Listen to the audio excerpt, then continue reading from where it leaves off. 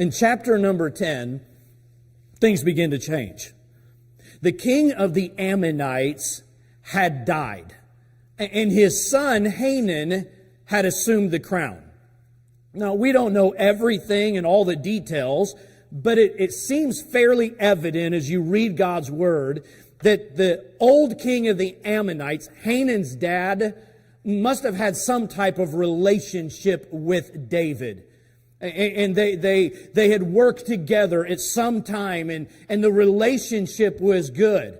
And so again, the things were so good for David at this time in his life that he's actively looking for ways that he could do good. So when he heard that the king died and that his son Hanan had taken over the reign, he decides, here's what I'm going to do. I'm going to gather up some messengers and I'm going to send them to Hanan and I'm going to let him know, I'm sorry your dad died, but I'm excited that you are now the new king of the Ammonites, and I want you to know I want to be friends here, and I want to work together here, and I want to have a partnership here. And so the servants leave, and they go to Hanan to tell and relay this message from David.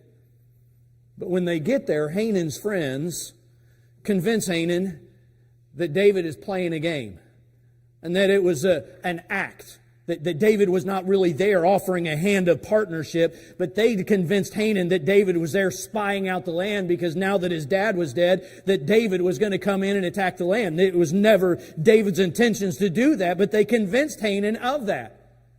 And so in a really awkward and weird way of retaliating, Hanan takes all of David's servants and he cuts off half of their hair, half of their beards, and half of their clothes, and sends them home. Awkward. Weird. But in that day, it was a way of humiliating.